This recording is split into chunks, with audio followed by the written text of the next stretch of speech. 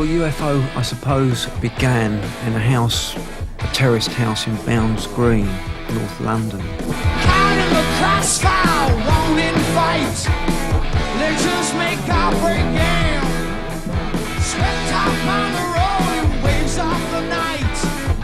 Maybe chase for fame. We basically used to practice in the back downstairs room until eventually the neighbours got up a petition to have us removed. I'm too hot.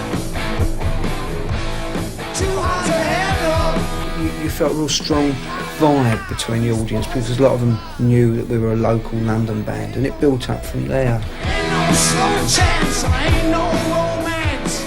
You won't get no big change. When we started touring places like Germany, polishing up our stage show. Too hot to handle. I'm too hot. Too hot to handle. We've been looking for someone that had the added X ingredient, and there it was right in front of us.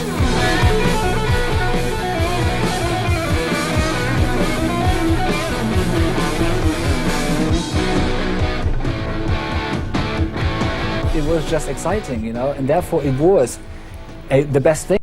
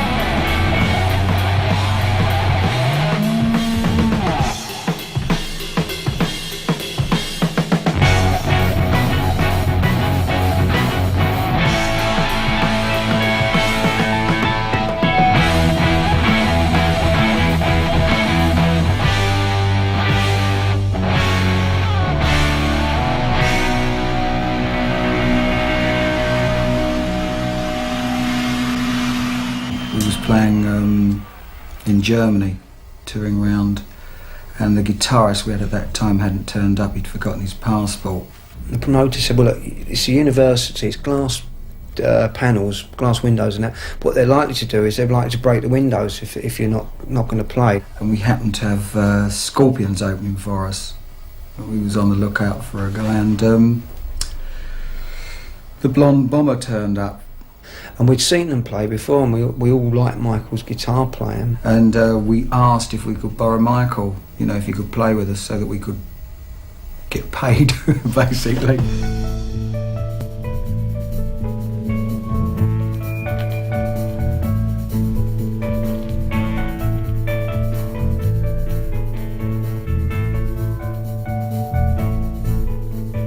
Lady love to hang on, lady like a real intellectual.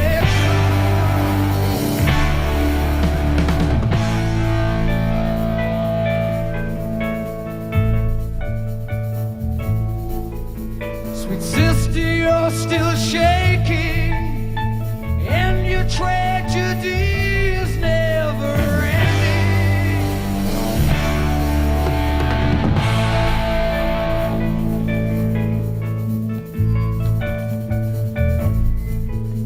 The sidewalks of the city, every theater that you've ever played.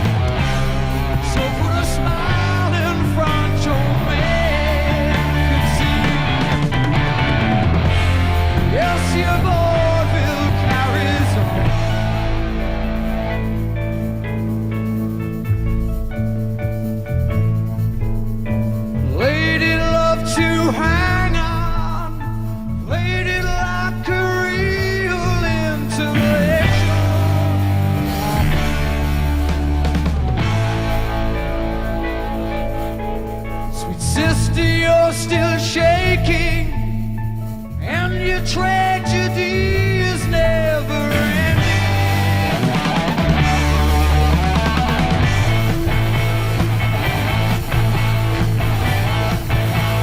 Over my head, over my head.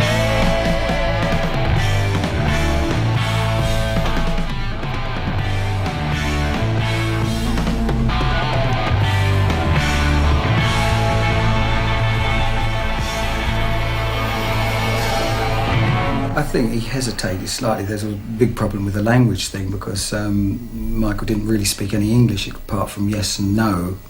So that was real difficult. The first time we played together was after the Scorpions had played.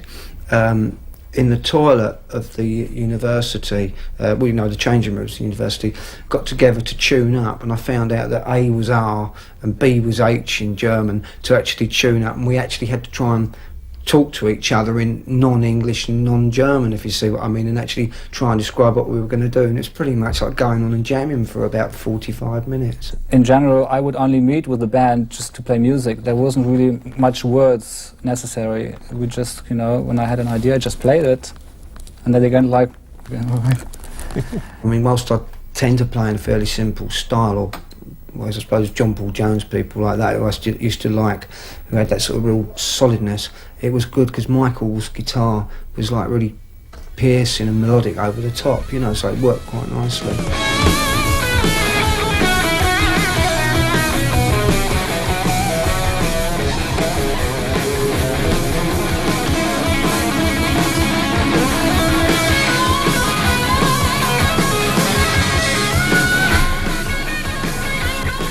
Funny enough, at the time we thought it was fantastic. The amount of people that we'd play our early tapes to, like on the full set, and we'd listen to solos that we've considered to be astonishing.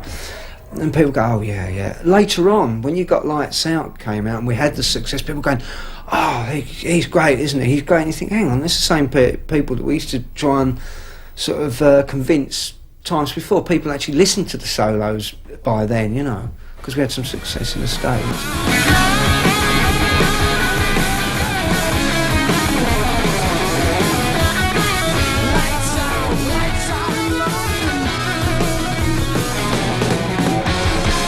When I first see UFO, the first time I saw UFO was in, I think, July or June 1978 at the Ipswich Gaumont, when Def Leppard collectively went on holiday on the Norfolk Broads on a boat before our first ever gig. And they happened to be on down in Ipswich, and we parked up and caught a bus about 20 miles, and off we went. And I bought a t-shirt, a dark blue UFO t-shirt, and it ran and turned brown. I was very disappointed. You still got it? Yes, I do still have it. I use it as a dishcloth now. What are your memories of that show? Michael Schenker. Just the image of this guy with the flying V stood there on one side of the stage, all black, flying V between his legs, blonde hair hanging down over his face. Never saw his face all night, and he never moved from the spot. And on the other side of the stage, this maniac bass player called Pete Way, jumping up and down, throwing his guitar all over the place. And in the middle, sort of like the balance of the seesaw, was Phil Mogg, who I thought was like a really cool frontman, didn't launch himself around, didn't look like Robert Plant, and sang lyrics that were very of their time, I thought.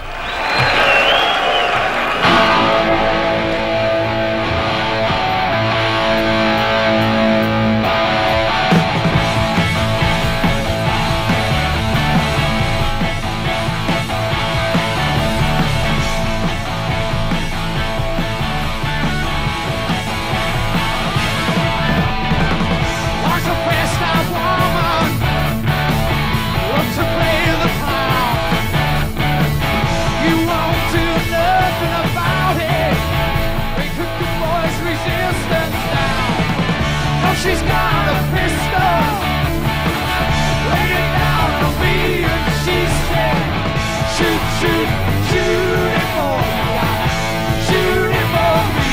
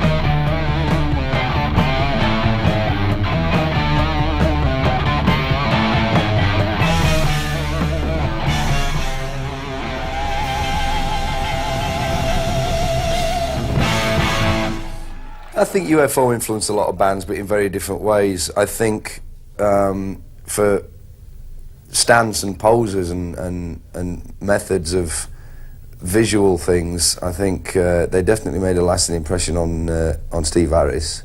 I think he'd be the first to admit it. Oh, definitely. Yeah, without a doubt. I mean, you know, Maine's been influenced by many bands, but UFO definitely one of them, that's for sure. I mean, Pete Way for me particularly. You know, I mean, playing and posing. Drinking as well, probably. I thought Pete Way's trousers were absolutely horrendous, but I still went out and bought a pair. So yeah, and I think everybody else did. You look at the bass players in those days, everybody had a pair of striped trousers on, you know. I did, Steve Harris did, Brian Wheat from Tesla still does, and it's 1992.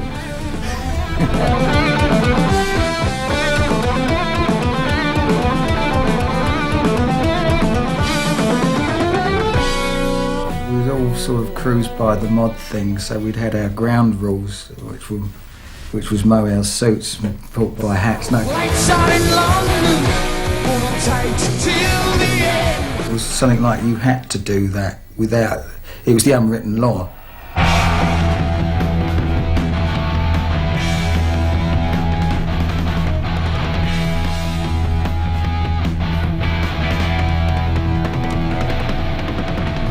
Everybody, let's get together tonight. I'm in my jeans and I'm really gonna spend it right. When you hear the music, you can't sit still. Brother won't rock, sister will. Who cares? Come on, everybody.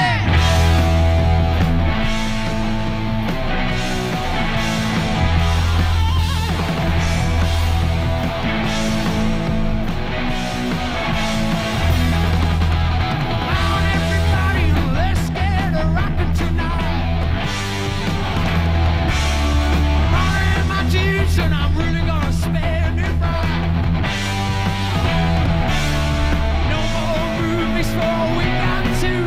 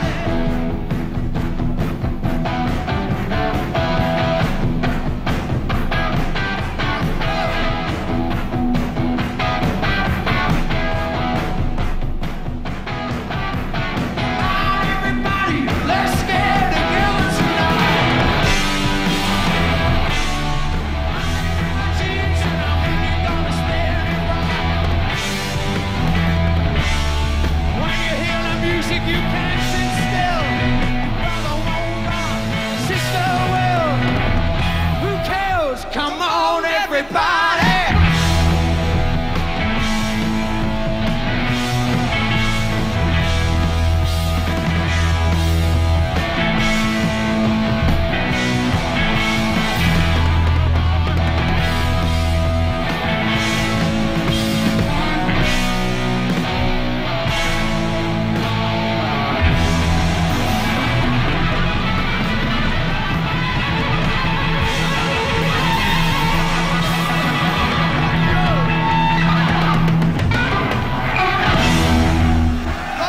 For me, it was like playing the guitar, you know, was for me number one priority, more than actually being part of the scene.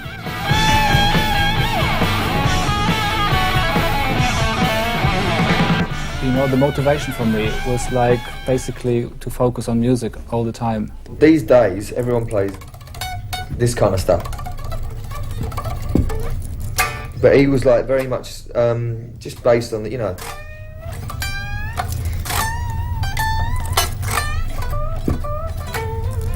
A lot of vibrato and just the way he done it was like really very cool, you know. Just the sound and everything. It was a lot different, and it still influences a lot of people, I think. If you're a technical player, it doesn't really matter too much what the sound is like, because it's so rehearsed and studied, and you just repeat all the time that it's you have your scales and you just kind of more or less repeat them in a way, so that you don't really need any inspiration. It's all there. You know, you just have to recall, and there it is.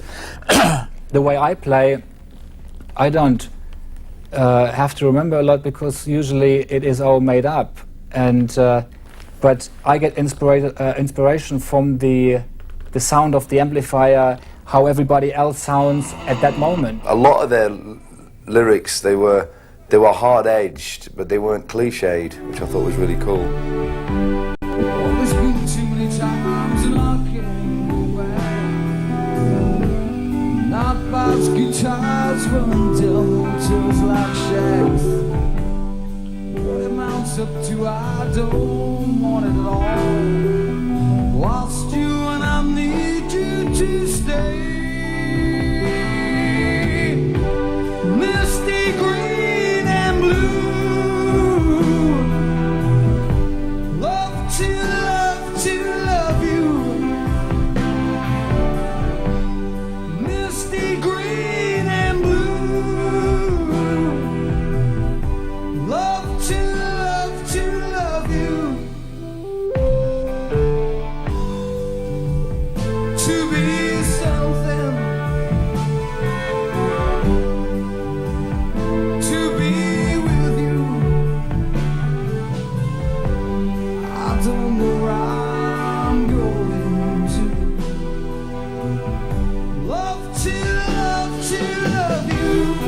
I like the fact that we've tried to do things on extremes, you know, like say do Alone Again or By Love, and then do something like real powerful like Hot and Ready, Cherry, and you know, just things like that where the band can be real powerful and loud, but real good guitar playing. That's the one thing I like about the band, which always tried to keep a standard of real good guitar playing. Personally, my favourite song is Love to Love, but as a classic UFO song, I think probably Doctor Doctor is the one that people really think of UFO for, and possibly Lights Out. I like the idea of songs that they obviously meant something to him, and I didn't actually twig what they were about. Things like Lights Out and stuff like even Doctor Doctor. It just had a great image.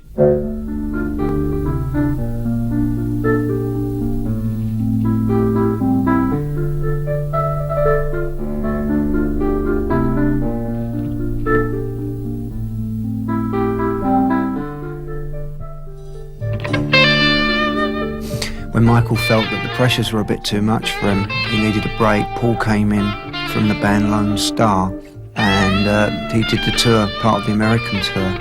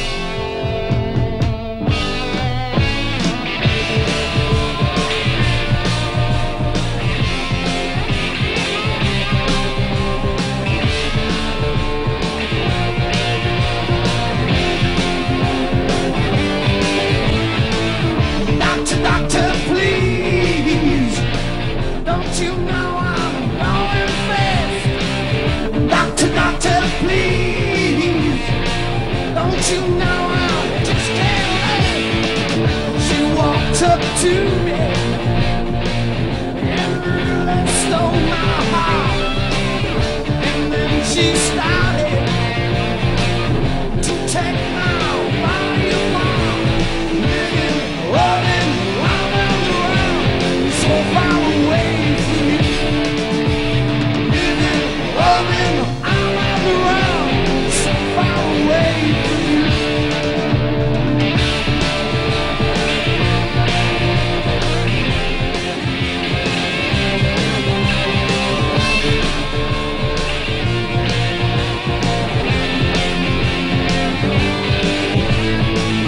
Doctor, doctor, please, don't you know I just can't rest? Doctor, doctor, please, don't you know I'm going mad? It's only just a moment, she's turning paranoid. That's not a situation for a millionaire's boy.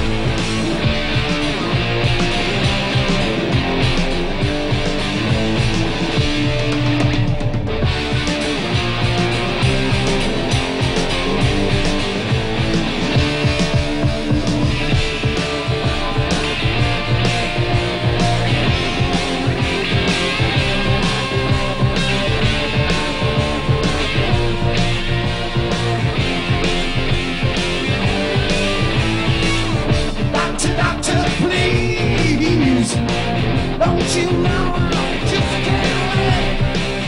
Doctor, doctor, please, don't you know I'm going? But you look so angry as I crawl across your floor. She's got the strength I can't take anymore. Living, running, round and around, so far away from you. Living, running, round and around, so far away from you.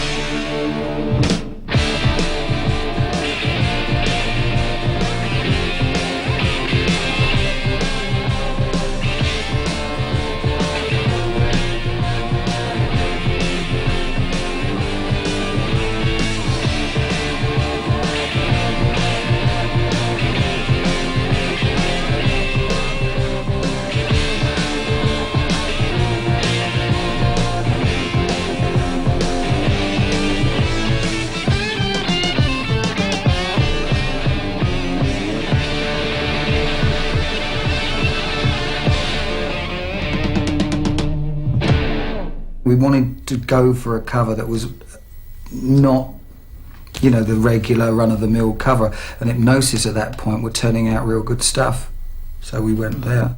Usually, I was never really involved in album covers or anything. Like for me, the thing was music, and people would say like, "Hey, Michael, we make an album cover." Oh yeah, okay. So I would just follow everybody. All these people would go in a certain direction. I would just follow. Because you never knew quite how it was all going to come out. All you got told was, look, I want you to do this, and it could be from lying on your back in a swimming pool to having your hair back, and we're going to put ball bearings in your eyes and stuff like that. Apparently it was a leftover from a ball bearing advert which they had for a convention. And then they came up with the idea of using the ball bearings and doing it in the LA, the surgical room there. They give me a white shirt, we'll put you in the shirt, we put some bubbles on Phil and on Pete, I didn't ask any questions what's behind it, what is it all about? It's just, I just did it. It was just a piece of artwork. Michael wanted to know why he never had any balls in it. Their album covers were great. I thought the album sleeve for Fawcett was brilliant.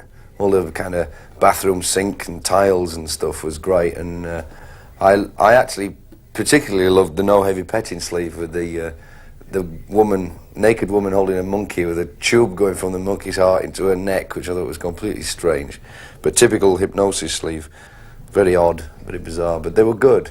They just made you look at them and think, what is this? And I like album sleeves that do that. I think because Hypnosis put so much thought into trying to find something different, you felt it was it was on a par with the music, because the music you were trying to take it as far as you can. Because I believe, and I think it was a key factor to the band, that we were very competitive in those days. We really did care to be better than Rush or better than AC/DC or whatever, you know what I mean? Judas Priest, certainly, you know.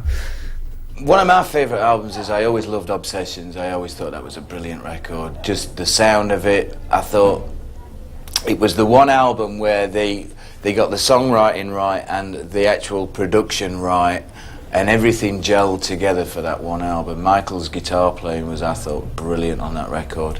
But not only that, it was the performance of everybody else in the band seemed to be a highlight.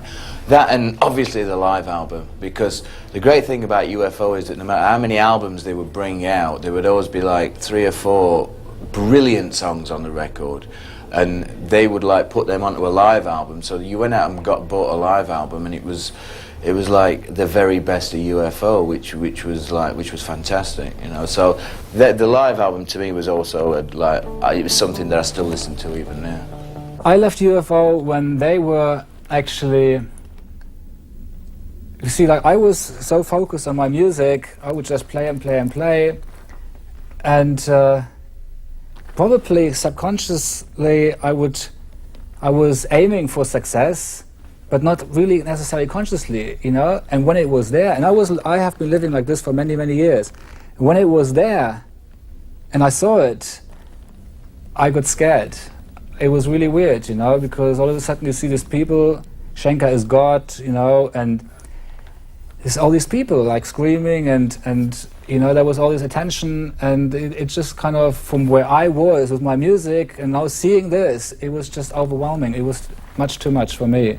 It was after the Lights Out thing, we had tremendous success with that, and things were a little bit, I don't know, there wasn't much contact going on at that point. And I think he just wanted to go, and he just went. I was thinking, like, now we are successful, or at least it looks like we are going to be very, very big, you know. That means, like, now I have to tour, I have to play every day, which means I have to drink every day, and so I just didn't want to know.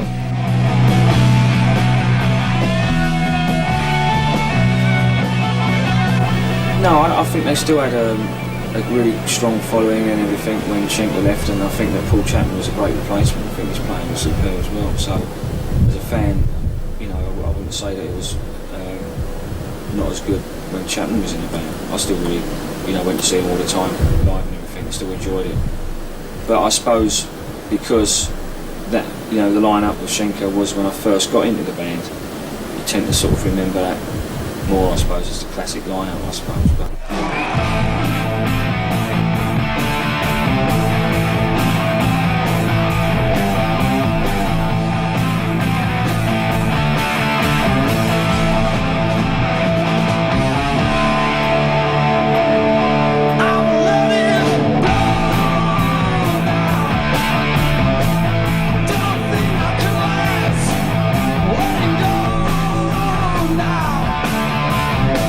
I've been living too fast.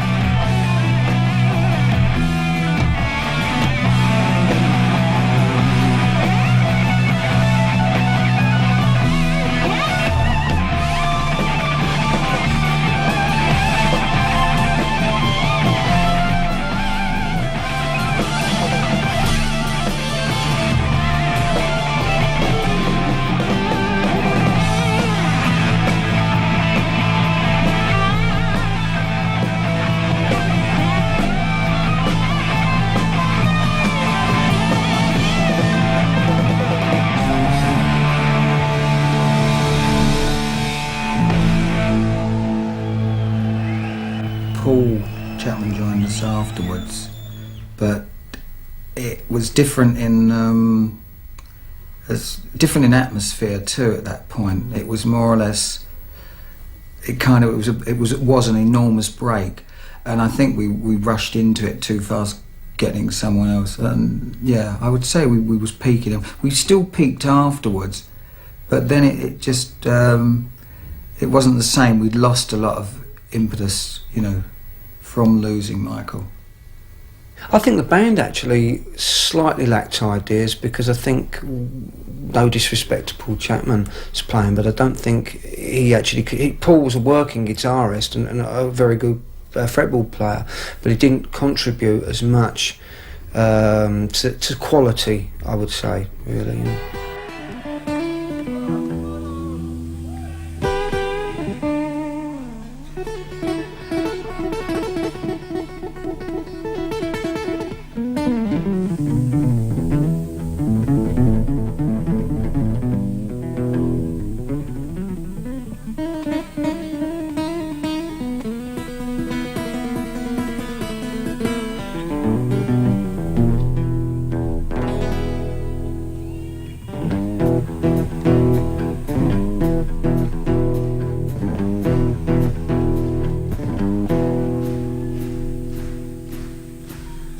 When I ride 16 coaches long,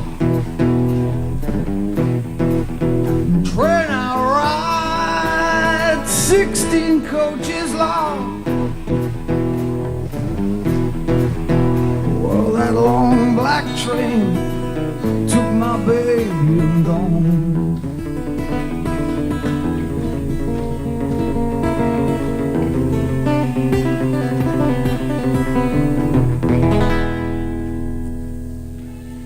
Train,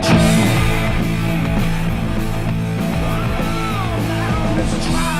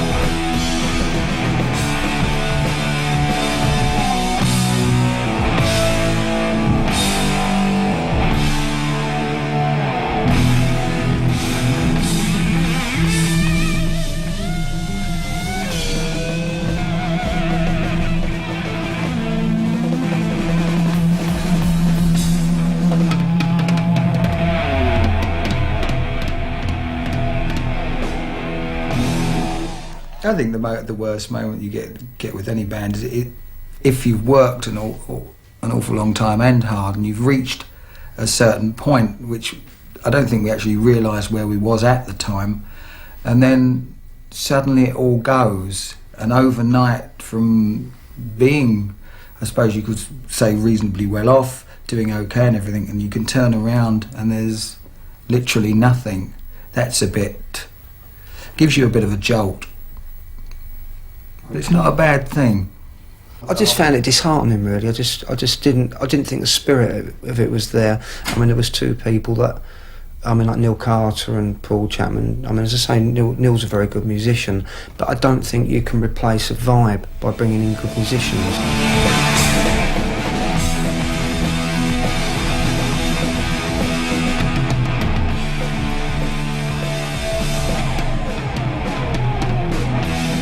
Sometimes accomplished musicians don't necessarily make for great bands. Great bands come from the spirit of 4 or 5 people together, you know.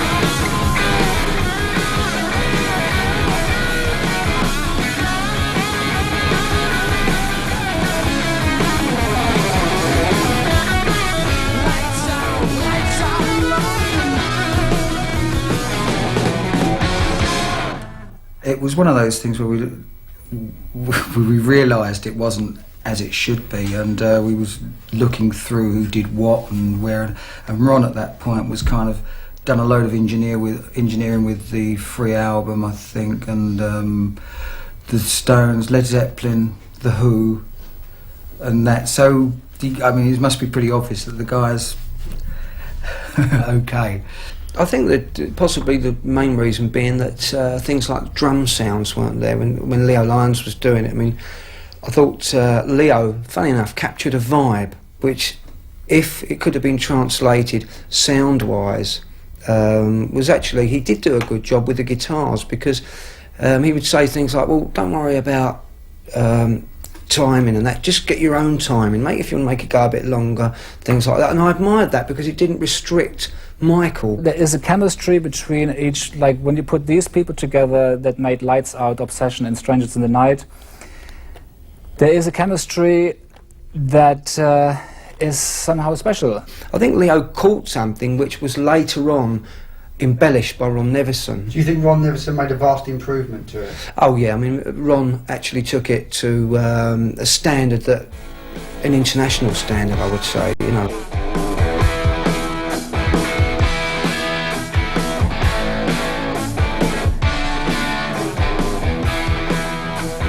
Caught in the crossfire, won't invite. Let's just make our break game. Swept up on the rolling waves of the night. Make a chase for fame. I was too hot. Too hard to handle. Yeah, I'm too hot. Too hard to handle. Wake up now, these boys could fly. Real rock and roll malay.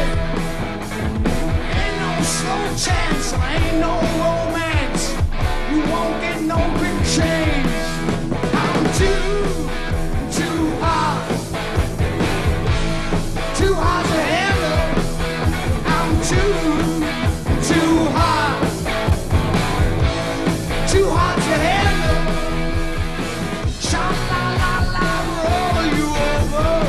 Turn you around and we'll do it again. Sha-la-la-la, keep on coming. Do it once but never the same.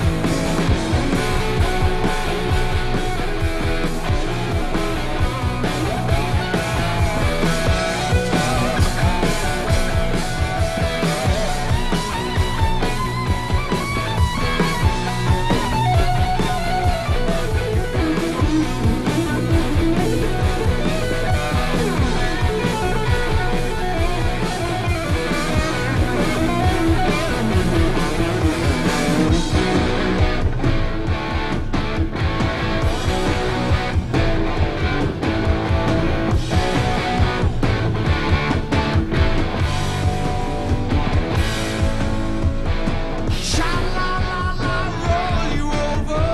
Turn you around and we'll do it again. Sha-la-la-la, keep on coming. Do it once but never the same. I'm in the town, I won't fool around. I'll make some action stick. Just like the story says, these boys are bad. So keep out of shooting range. I'm too hot. Too hard to handle. I'm too hot. Too hard to handle. Too hot. Too hot. Too hard to handle. Yeah, I'm too hot. Too hot to handle.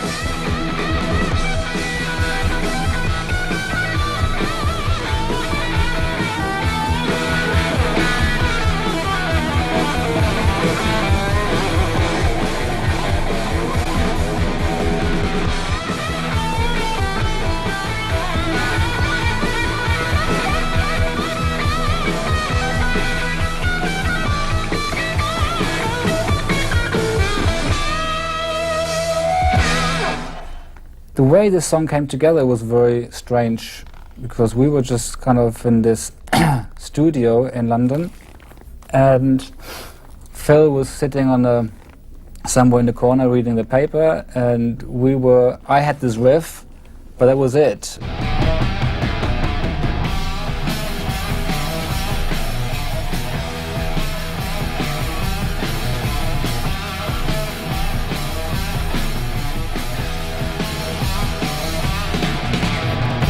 17 nature's queen, yo, know what I mean. 21 all money, you can see the numbers wrong.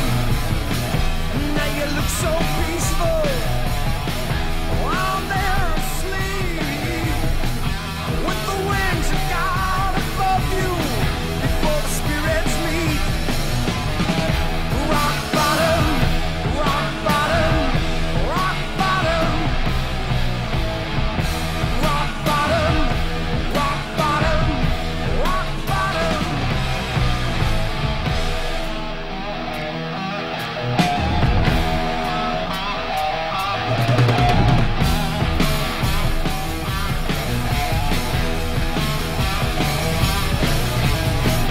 Shadow Wolf is closing in above the lamps in your street. Wish that fella goes walking down Freedom Eat.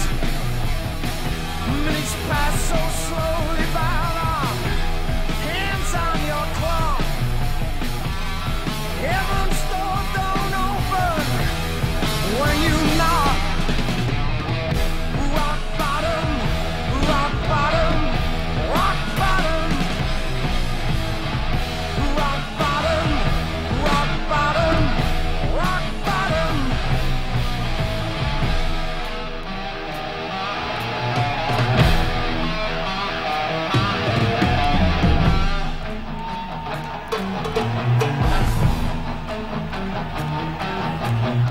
UFO never really, made it so big that they got overexposed, but they made it to a certain point where we stopped. I think that we'll constantly write good songs. I think it's really down to having the right producer. I think it's like anything, you go through a phase where perhaps you haven't really achieved what you perhaps could do, or you've let yourself not achieve what you could do.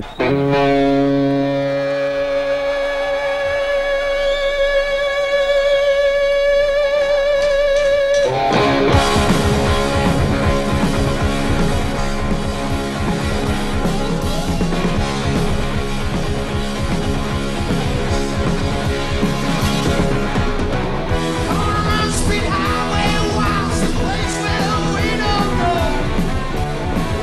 When our nerves remains a shot that we don't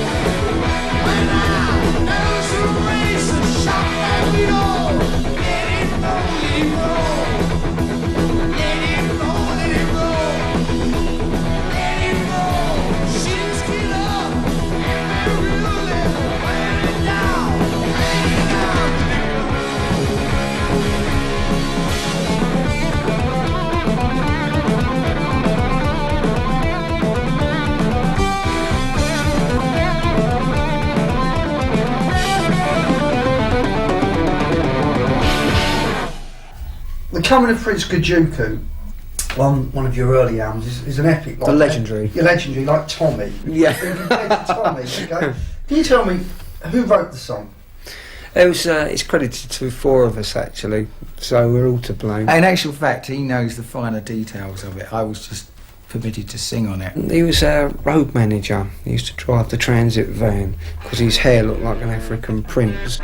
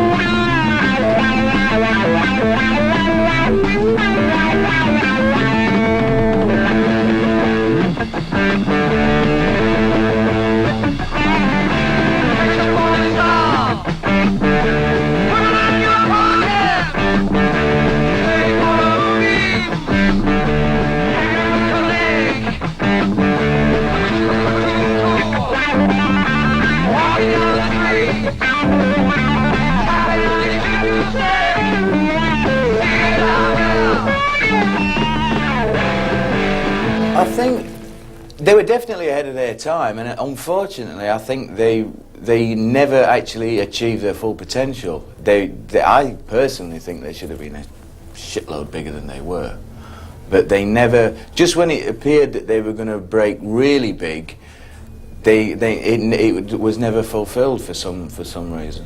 You try to discover your own personality, and you end up stealing. You know, you wear your Bon Scott from the ankles down, and Robert Plant up to the waist, and I was Phil Mogg from the shoulders down. You know, I think the thing with UFO is they actually did try, without trying too hard, to break the image of the kind of macho chest-beating frontman bit with the shirt off and just the tight jeans. They actually made an effort to look different. Well, I driving across the plains with a streaking like a hellbound train. I smuggle whiskey, I smuggle gin. Where there's a need, well, I just truck on in. I'm a gambling man, son of a gun. I'll take the risks now, baby, I'll make the run. Wanna get home now, back in the saddle. Ain't gonna drive this kind of crazy town, no.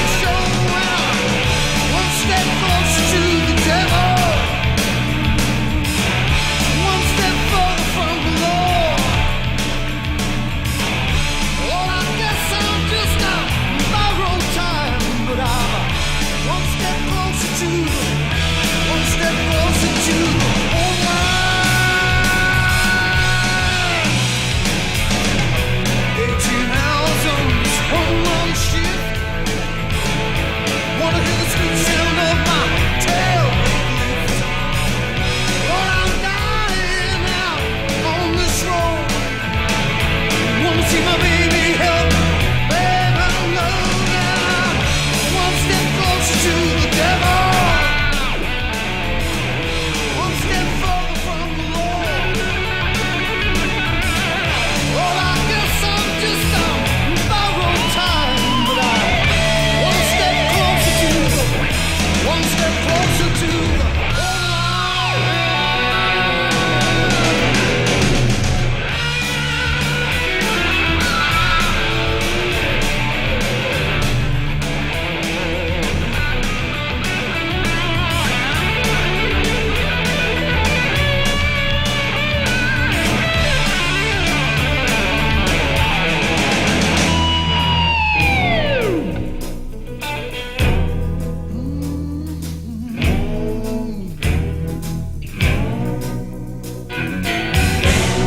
stock now, shifting steel.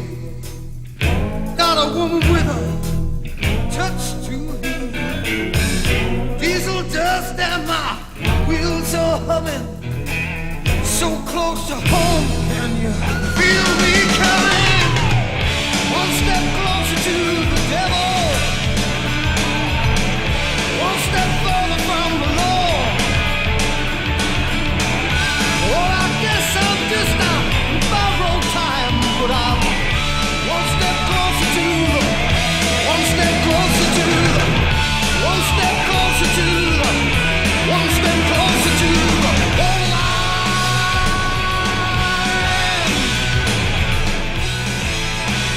to the whole line.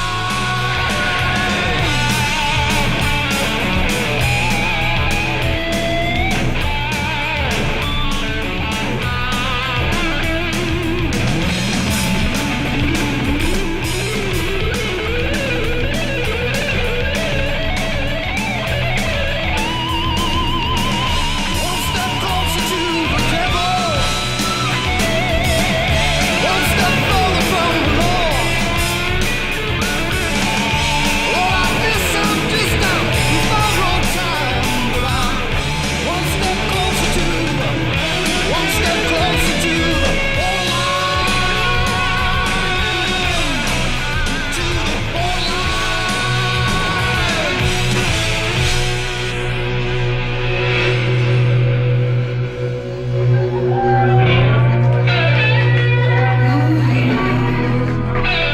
Wheels are rolling,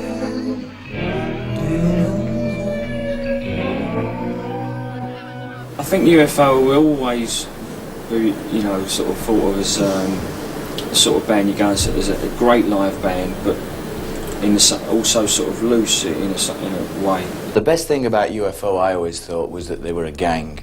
They always looked as though they were just like a gang of street kids having a bit of a laugh on stage, and that really appealed to me and to the rest of the band back in, what, 76, 77, when we were forming Def Leppard.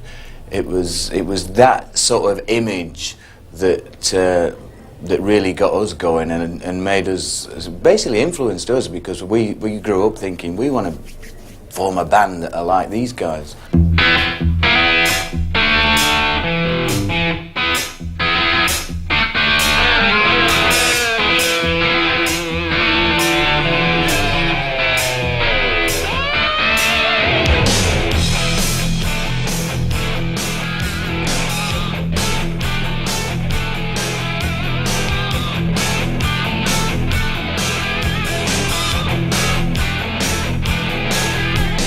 quit my job with the 7-Eleven, free division and a glance of heaven. Picked up a 6-string, began to play. Just one touch and it started to say, yeah,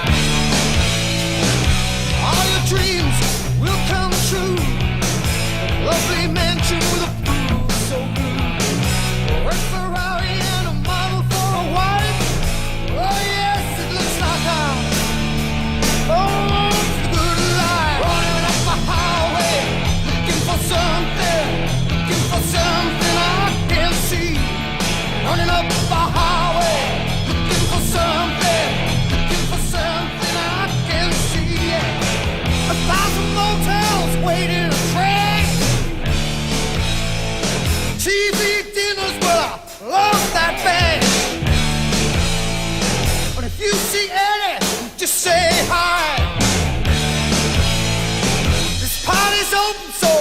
drop on by.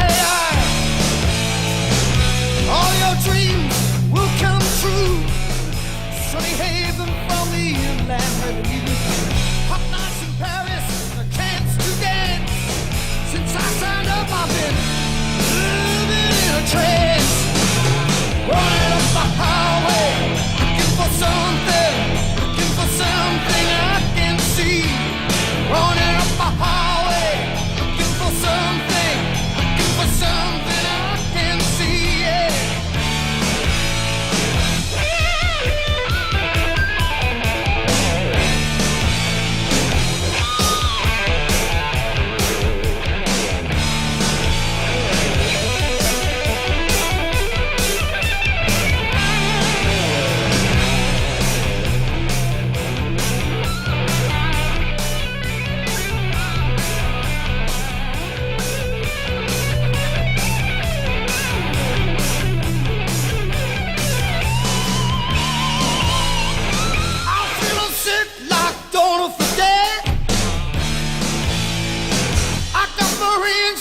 Through my head, John Boy Walton, he's so nice. So come on in, this must be paradise. All your dreams will come true. That lovely mansion, but it's blue, so blue. West Ferrari and a model for a wife. Oh yes, it looks like I'm born for the good life. Running up the highway, looking for something I can see. Running up the highway, looking for something I can see.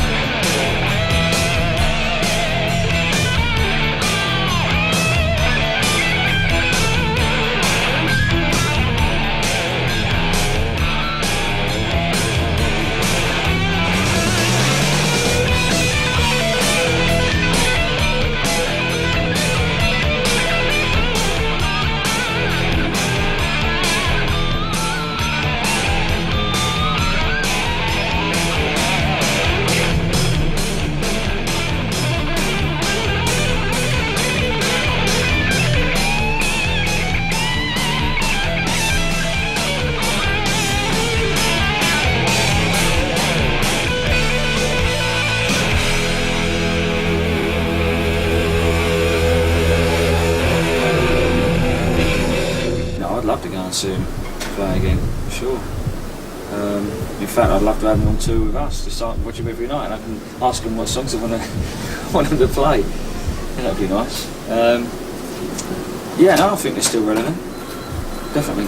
People will always talk about Zeppelin and Sabbath and Deep Purple and bands like that, but for me, bands like UFO would rank, in my opinion, as highly as those bands.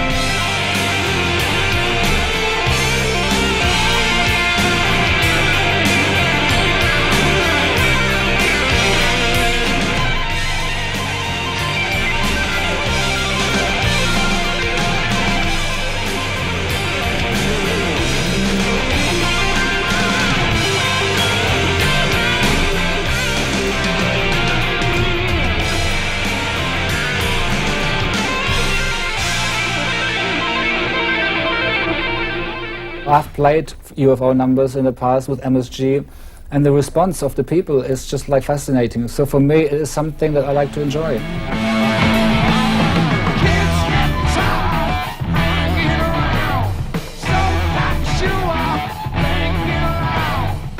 I think that we can go and achieve a lot. It's just a matter of getting down to it and doing it.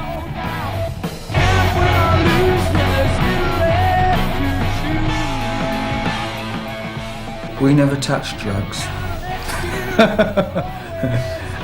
We're very clean living lives.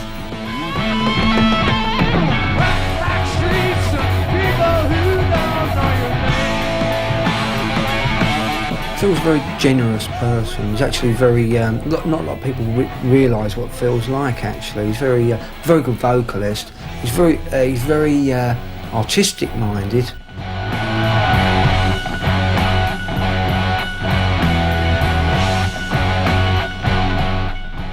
I don't mind playing anything live. It's the problem getting the bass player to remember the notes, you see.